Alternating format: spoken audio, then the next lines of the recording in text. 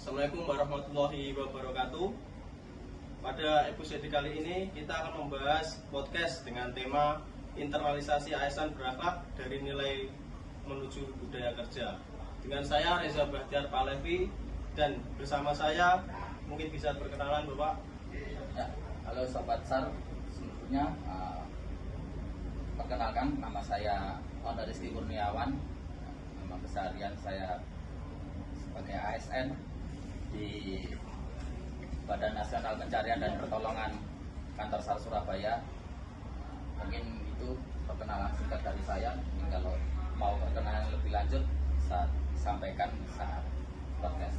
Siap, terima kasih Bapak. Jadi untuk teman-teman yang belum tahu, beliau ini adalah senior saya dari Kantor SAR Surabaya. Kemudian kita lanjut untuk mengenal konsep berakhlak.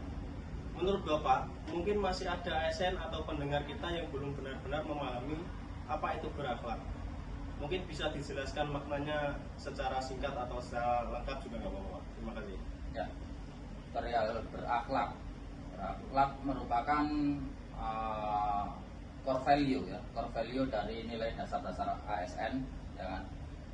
Yang terdiri dari beberapa nilai utama, ya kan? Beberapa nilai utama. Di mana nilai utama tersebut berorientasi pelayanan. Pertama adalah berorientasi pelayanan. Berorientasi pelayanan itu memberikan layanan terbaik. Bukan cuma terbaik, tapi dengan sepenuh hati. Akuntabel, bertanggung jawab atas setiap tindakan dan keputusan. Bertanggung jawab atas setiap tindakan dan keputusan. Kompeten, terus mengembangkan diri untuk hasil kinerja yang optimal. Jadi kompeten. Terus dilanjut dengan harmonis.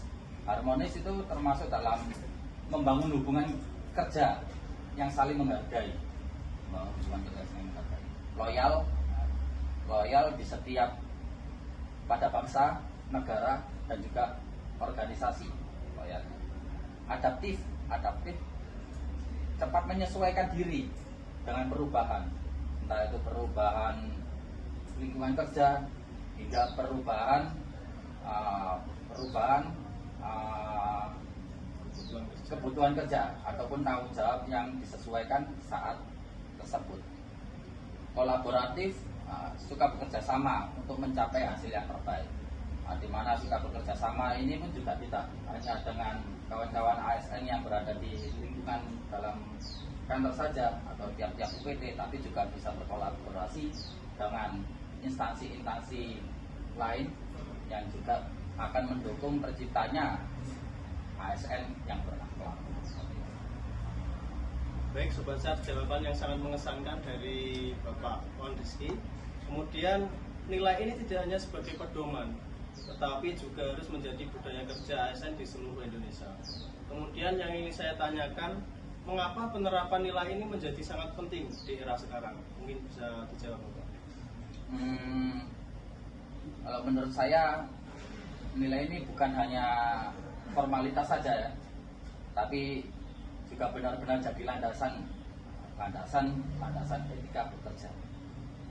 Kalau menurut saya seperti itu. Terima kasih Bapak.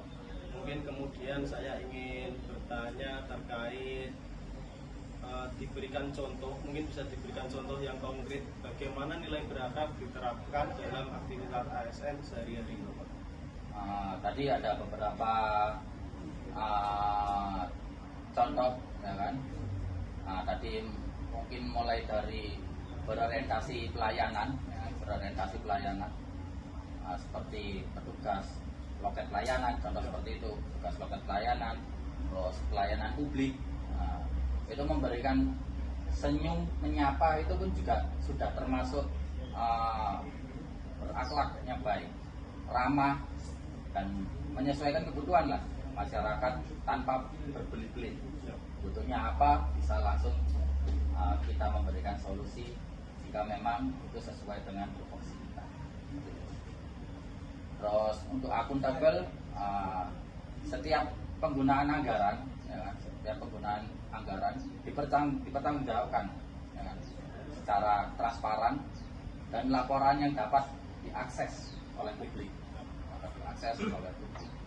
Di mana penggunaan anggaran ini yang sudah kita ketahui ada yang sudah berjalan sampai sekarang yang sudah dijalankan oleh negara adalah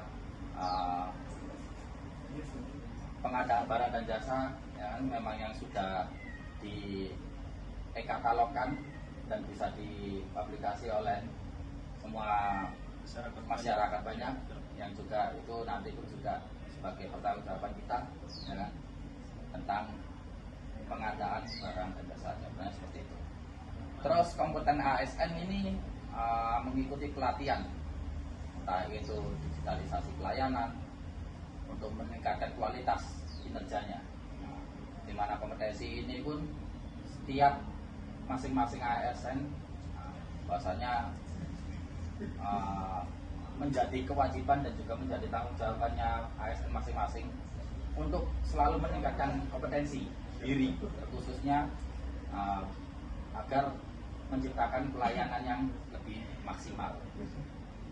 Terus harmonis ini pegawai yang menyelesaikan perbedaan pendapat, harmonis yang dapat menyelesaikan perbedaan pendapat secara dewasa tanpa konflik berkepanjangan, seperti diskusi ataupun kita juga bisa mencari solusi dalam setiap masalah yang saat ini kita lakukan, contohnya seperti itu.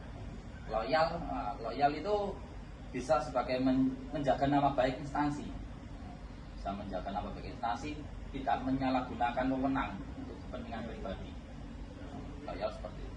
Adaptif, cepat menguasai aplikasi baru ketika sistem layanan beralih ke digital.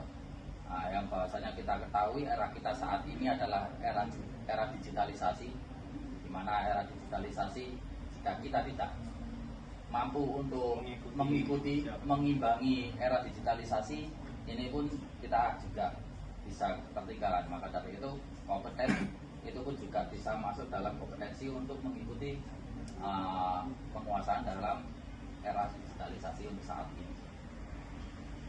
Terus selanjutnya adalah kolaboratif.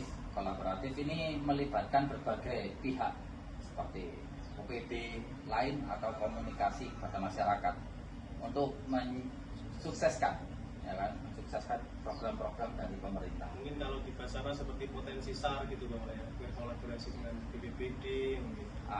Untuk terkhususnya di Badan Nasional Pencarian dan Pertolongan, kolaborasi kita tidak terpaku hanya satu leading sektor, ya kan?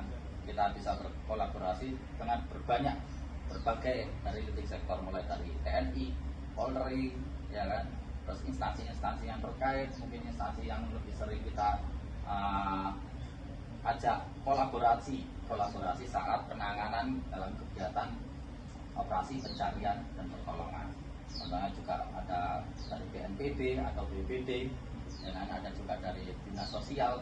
Mungkin itu ada beberapa instansi-instansi yang memang terkhusus dari pemerintah. Tapi ada instansi, bukan instansi tapi organisasi-organisasi, ya kan? Organisasi-organisasi tersebut yang didirikan oleh kelompok masyarakat, ya kan? Ataupun dari kelompok yang memang peduli, ya kan? Perihal kegiatan operasi SAR ataupun perihal kegiatan kemanusiaan. Kemudian terakhir Bapak, mungkin apa pesan Bapak untuk ASN, apalagi CASN seperti kita di Indonesia sekarang ini? Kalau menurut saya, kesan dari saya pribadi, marilah jadi berakhlak, ya. Sebagai budaya, bukan hanya slogan, ya. Sebagai budaya bukan hanya slogan. Mulai dari diri sendiri, khususnya lakukan secara konsisten dan tularkan pada rekan kerja. Dengan begitu kita menciptakan birokrasi yang profesional, bersih, dan terpercaya. Mungkin itu dari saya. Terima kasih banyak Bapak atas wawasan yang luar biasa ini untuk Sobat ASN di rumah. Mungkin itu saja Sobat yang dapat kita sampaikan. Sampai ketemu di episode selanjutnya. Sekian dari saya, biar Family Afik 6 Jagat Samagram. Assalamualaikum warahmatullahi wabarakatuh.